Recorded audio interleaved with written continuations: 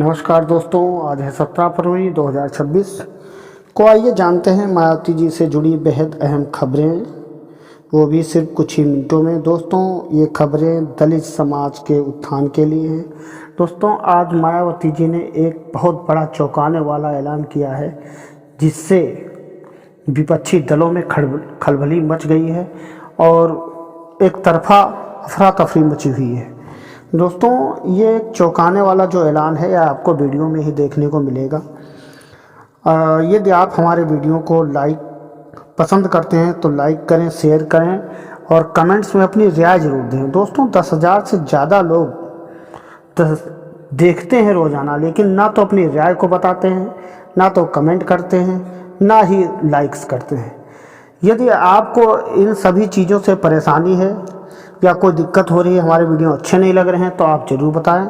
दोस्तों, हम चाहते हैं कि मायावती को प्रधानमंत्री के पद तक पहुंचाने में हमारा एक अहम सहयोग होगा।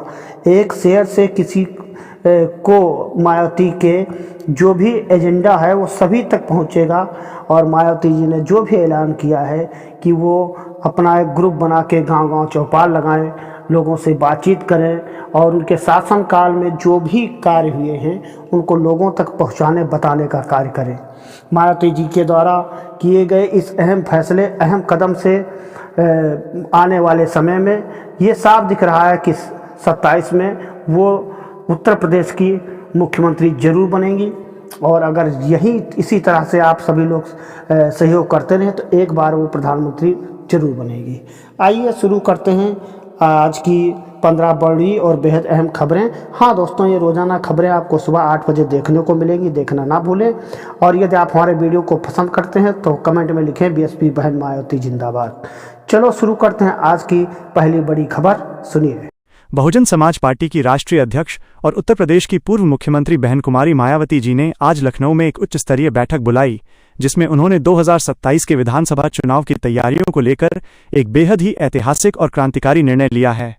मायावती जी ने स्पष्ट कर दिया है कि बसपा अब केवल चुनावी मैदान में ही नहीं, बल्कि गांव-गांव में जाकर अपने कैडर को दोबारा जीवित करने के लिए एक विशेष अभियान शुरू करेगी। इस अभियान का मुख्य उद्देश्य दलित, पिछड़ा और अल्पसंख्यक समाज को उनके संवैधानिक अधिकारों के प्रति जागरूक करना है। मायावती जी का मानना है कि वर्तमान सरकारें जिस तरह से आरक्षण और संविधान के साथ खिलवाड़ कर रही हैं, उसे रोकने के लिए बसपा का सत्ता में आना अनिवार्य है। उन्होंने पार्टी के जमीनी कार्यकर्ताओं को निर्देश दिया है कि वे घर घर जाकर लोगों को बसपा शासनकाल के दौरान किए गए विकास कार्यों की याद दिलाएं, जब उत्तर प्रदेश में कानून का राज हुआ करता था और हर वर्ग सुरक्षित महसूस करता था। आइए बढ़ते हैं दूसरी बड़ी खबर की ओर। बहन मायावती जी ने आज केंद्र और राज्य की वर्तमान सरकारों पर तीखा हमला बोलते हुए बजट 2026-27 की कड़ी आलोचना की है। उन्होंने कहा कि ये बजट केवल पूंजीपतियों को लाभ पहुंचाने वाला है और इसमें गरीबों, मजदूरों और शोषितों के लिए कुछ भी ठोस नहीं है। मायावती जी ने कहा कि सरकारी आंकड़ों में विकास की बड़ी बड़ी बातें तो की जा रही हैं, लेकिन धरातल पर बेरोजगारी और महंगाई ने आम आदमी की कमर तोड़ दी है। उन्होंने मांग की है कि सरकार को अनुसूचित जाति और जनजाति के लिए विशेष आर्थिक पैकेज की घोषणा करनी चाहिए थी, जो इस बजट में पूरी तरह से नदारद है। मायावती जी ने चेतावनी दी कि अगर सरकार ने अपनी जनविरोधी नीतियों में सुधार नहीं किया तो बसपा पूरे देश में बड़ा आंदोलन करने के लिए मजबूर होगी। आइए बढ़ते हैं तीसरी बड़ी खबर की ओर। मायावती जी ने आज एक बड़ा फैसला लेते हुए पार्टी संगठन में युवाओं की भागीदारी को 50% तक बढ़ाने का ऐलान किया है। उन्होंने कहा कि बाबा साहेब डॉक्टर भीमराव अंबेडकर और मान्यवर कांशीराम जी का सपना तभी पूरा होगा जब समाज का युवा वर्ग राजनीति में सक्रिय होकर नेतृत्व संभालेगा। मायावती जी ने आकाश आनंद को एक बार फिर बड़ी जिम्मेदारी सौंपते हुए उन्हें देश भर में युवाओं को बसपा से जोड़ने का विशेष टास्क दिया है। यह कदम बसपा की भविष्य की राजनीति के लिए बहुत महत्वपूर्ण माना जा रहा है। आइए बढ़ते हैं चौथी बड़ी खबर की ओर। बहन कुमारी मायावती जी ने आज उत्तर प्रदेश के साथ साथ पड़ोसी राज्यों जैसे राजस्थान, मध्य प्रदेश और पंजाब के वरिष्ठ पदाधिकारियों के साथ एक विशेष वर्चुअल संवाद किया। इस चर्चा का मुख्य केंद्र बिंदु इन राज्यों में बहुजन समाज के खिलाफ बढ़ रहे अत्याचार और उत्पीड़न के मामलों पर लगाम लगाना था। मायावती जी ने बेहद कड़े शब्दों में कहा कि वर्तमान समय में देश के विभिन्न हिस्सों में दलितों और आदिवासियों के साथ जिस तरह की अमानवीय घटनाएं घट रही हैं वो लोकतंत्र के लिए बेहद शर्मनाक है। उन्होंने पार्टी के लीगल सेल यानी कानूनी मोर्चे को सक्रिय करते हुए ये निर्देश दिया है कि जहां भी किसी गरीब या बेसहारा बहुजन के साथ अन्याय हो, पार्टी उसे मुफ्त कानूनी सहायता प्रदान करे।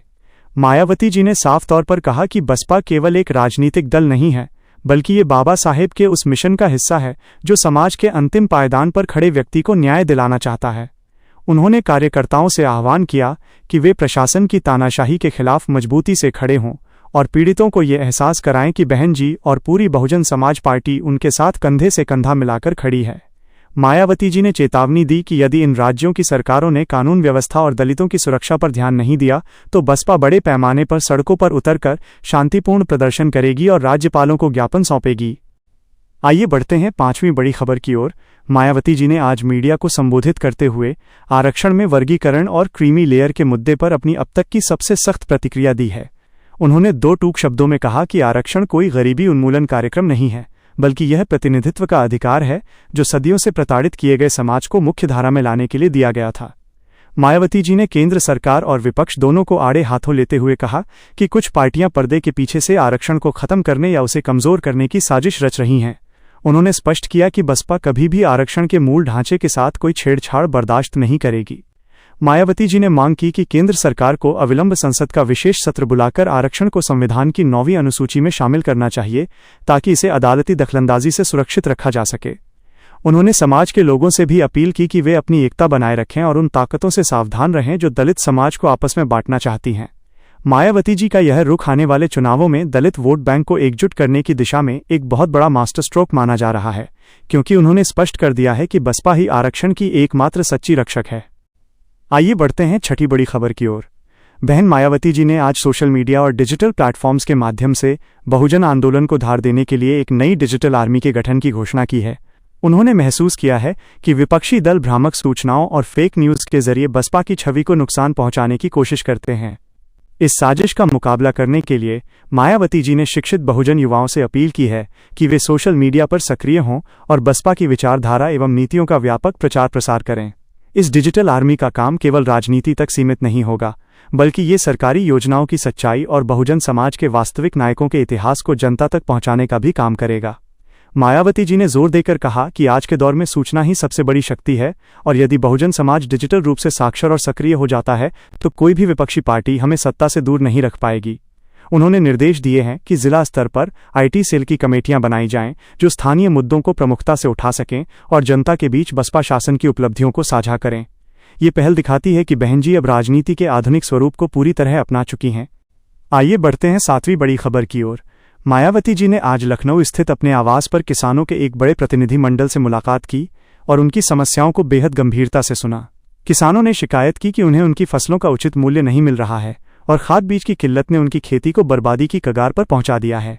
मायावती जी ने किसानों को आश्वासन दिया कि बसपा हमेशा से किसानों और मजदूरों की पार्टी रही है। उन्होंने याद दिलाया कि जब उत्तर प्रदेश में बसपा की सरकार थी तब गन्ने का भुगतान और एमएसपी को लेकर कभी भी किसानों को सड़क पर नहीं उतरना पड़ा था। मायावती जी ने सरकार से मांग की है कि किसानों का बकाया गन्ना मूल्य तुरंत ब्याज सहित चुकाया जाए और खेती से जुड़े उपकरणों पर जीएसटी को कम किया जाए। उन्होंने कहा कि देश का अन्नदाता आज संकट में है और सरकार केवल विज्ञापनों में विकास की तस्वीर दिखा रही है। मायावती जी ने घोषणा की कि बसपा के कार्यकर्ता हर तहसील स्तर पर किसान पंचायतें करेंगे और उनकी आवाज को प्रशासन तक पहुंचाएंगे। उन्होंने कहा कि किसान और मजदूर जब तक समृद्ध नहीं होंगे तब तक देश के आर्थिक विकास की बातें बेमानी हैं। आइए बढ़ते हैं आठवीं बड़ी खबर की ओर। बहन मायावती जी ने आज महिलाओं की सुरक्षा और सशक्तिकरण को लेकर एक नई नीति की रूपरेखा तैयार की है। उन्होंने कहा कि उत्तर प्रदेश में जिस तरह से महिला अपराधों में वृद्धि हुई है उससे ये साफ होता है कि वर्तमान प्रशासन का डर अपराधियों के मन से खत्म हो चुका है।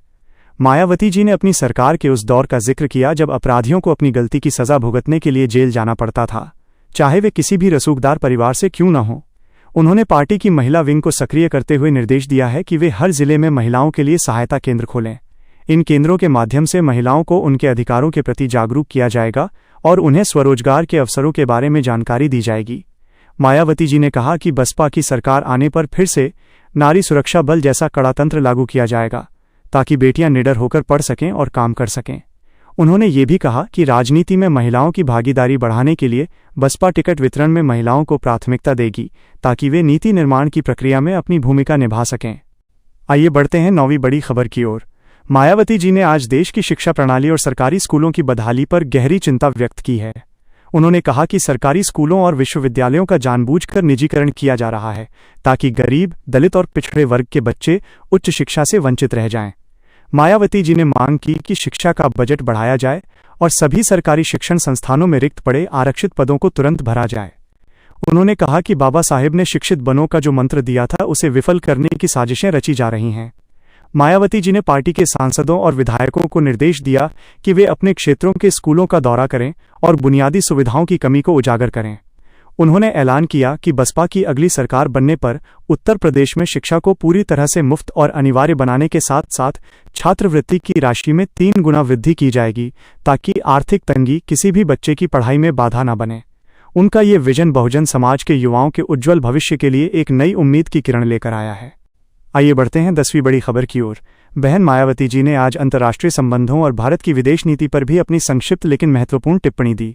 उन्होंने कहा कि भारत को अपनी विदेश नीति में उन देशों के साथ भी मजबूत संबंध बनाने चाहिए जहां बहुजन समाज के लोग या भारतीय मूल के मजदूर बड़ी संख्या में निवास करते हैं। मायावती जी ने विशेष रूप से खाड़ी देशों में काम कर रहे भारतीय मजदूरों की सुरक्षा का मुद्दा उठाया और सरकार से अपील की कि उनके कल्याण के लिए एक समर्पित कोष बनाया जाए। इसके साथ ही उन्होंने बसपा के अंतर्राष्ट्रीय विस्तार की संभावनाओं पर भी विचार किया और कहा कि दुनिया भर में फैले हुए अम्बेडकरवादी लोग बसपा के मिशन को समर्थन दे रहे हैं। मायावती जी ने कहा कि बहुजन विचारधारा अब वैश्विक स्तर पर अपनी पहचान बना रही है और वह समय दूर नहीं जब दुनिया के कई हिस्सों में बाबा साहेब के आदर्शों पर आधारित शासन व्यवस्था देखने को मिलेगी। उन्होंने अपने कार्यकर्ताओं को संदेश दिया कि वे संकीर्ण सोच से ऊपर उठकर वैश्विक परिप्रेक्ष्य में बहुजन आंदोलन की शक्ति को समझें। आइए बढ़ते हैं 11वीं बड़ी खबर की ओर। बहन कुमारी मायावती जी ने आज उत्तर प्रदेश के आगामी नगर निकाय और पंचायत चुनावों को लेकर एक बहुत ही ठोस और रणनीतिक घोषणा की है। उन्होंने स्पष्ट किया है कि इन स्थानीय चुनावों को बसपा केवल एक औपचारिक चुनाव के रूप में नहीं बल्कि 2027 के विधानसभा चुनाव के सेमीफाइनल के रूप में लड़ेगी। मायावती जी ने पार्टी के सभी जिलाध्यक्षों को सख्त निर्देश दिए हैं कि वे केवल उन्हीं उम्मीदवारों को चुनाव मैदान में उतारें जिनकी छवि बेदाग हो और जो अपने क्षेत्र में बहुजन समाज की सेवा के लिए हमेशा तत्पर रहते हों। उन्होंने चेतावनी दी है कि टिकट वितरण में किसी भी प्रकार की लापरवाही या सिफारिश बर्दाश्त नहीं की जाएगी। मायावती जी का मानना है कि यदि बसपा जमीनी स्तर पर यानी पंचायतों और नगर निकायों में अपनी पकड़ मजबूत कर लेती है तो विधानसभा चुनाव में जीत का रास्ता बहुत आसान हो जाएगा। उन्होंने कार्यकर्ताओं से कहा कि वे गांव की चौपालों पर जाकर लोगों को समझाएं कि कैसे केंद्र और राज्य की भाजपा सरकारें आरक्षण के अधिकारों में कटौती कर रही हैं और कैसे बसपा की सरकार में ही गांव के गरीब का विकास संभव है। मायावती जी ने इस बार चुनाव में गांव गांव चलो बसपा से जुड़ो का नया नारा भी दिया है जो कार्यकर्ताओं में एक नई ऊर्जा भर रहा है। आइए बढ़ते हैं 12वीं बड़ी खबर की ओर। मायावती जी ने आज सरकारी नौकरियों में बैकलॉग पदों के मुद्दे पर सरकार को जमकर घेरा है। उन्होंने एक विस्तृत प्रेस विज्ञप्ति जारी करते हुए कहा कि उत्तर प्रदेश सहित पूरे देश में लाखों पद अनुसूचित जाति, जनजाति और पिछड़ों के लिए आरक्षित हैं, लेकिन सरकारें जानबूझकर इन पदों को नहीं भर रही हैं। उन्होंने आंकड़ों के साथ दावा किया कि शिक्षा, स्वास्थ्य और पुलिस विभाग जैसे महत्वपूर्ण क्षेत्रों में हजारों रिक्तियां होने के बावजूद युवाओं को सड़कों पर धक्के खाने पड़ रहे हैं। मायावती जी ने मांग की है कि अगले 6 महीनों के भीतर एक विशेष भर्ती अभियान चलाकर इन सभी बैकलॉग पदों को भरा जाए। उन्होंने कहा कि एक तरफ तो सरकार विकास का ढिंढोरा पीट रही है और दूसरी तरफ आरक्षित वर्ग के पढ़े लिखे युवाओं को उनके संवैधानिक हक से वंचित रखा जा रहा है। मायावती जी ने ऐलान किया कि यदि सरकार ने जल्द ही इस पर कोई ठोस कदम नहीं उठाया तो बसपा के कार्यकर्ता विधानसभा का घेराव करेंगे। उन्होंने युवाओं से भी अपील की कि वे अपने हक के लिए एकजुट हों और बसपा के इस संघर्ष में साथ दें, क्योंकि बसपा ही एकमात्र ऐसी पार्टी है जो सत्ता में आने पर सबसे पहले खाली पड़े सरकारी पदों को भरने का काम करती है। आइए बढ़ते हैं 13वीं बड़ी खबर की ओर। बहन मायावती जी ने आज बहुजन महापुरुषों के सम्मान और उनके स्मारकों के रखरखाव को लेकर एक भावुक और कड़ा बयान दिया है। उन्होंने कहा कि बसपा शासनकाल में दलित और पिछड़े समाज के महान संतों और गुरुओं की याद में जो भव्य स्मारक और पार्क बनवाए गए थे, वर्तमान सरकारें उनकी जानबूझकर अनदेखी कर रही हैं। मायावती जी ने आरोप लगाया कि इन पार्कों के रखरखाव का बजट कम कर दिया गया है और वहां की सफाई व्यवस्था बदहाल है। उन्होंने इसे बहुजन अस्मिता पर हमला बताते हुए कहा कि ये केवल पत्थर की इमारतें नहीं हैं, बल्कि ये हमारे करोड़ों लोगों के स्वाभिमान का प्रतीक हैं। मायावती जी ने सरकार को चेतावनी दी कि यदि इन स्मारकों की स्थिति में सुधार नहीं किया गया और उनके गौरव के साथ खिलवाड़ बंद नहीं हुआ तो बसपा एक बहुत बड़ा जन आंदोलन शुरू करेगी। उन्होंने पार्टी पदाधिकारियों को निर्देश दिया है कि वे नियमित रूप से इन स्मारकों का दौरा करें और वहां की कमियों की रिपोर्ट तैयार करें। मायावती जी ने कहा कि महापुरुषों का अपमान किसी भी कीमत पर बर्दाश्त नहीं किया जाएगा और बसपा अपने नायकों के सम्मान की रक्षा के लिए किसी भी हद तक जाने को तैयार है। आइए बढ़ते हैं 14वीं बड़ी खबर की ओर। मायावती जी ने आज बढ़ती महंगाई और आम आदमी के जीवन पर पड़ रहे उसके प्रभाव पर गहरी चिंता व्यक्त की है।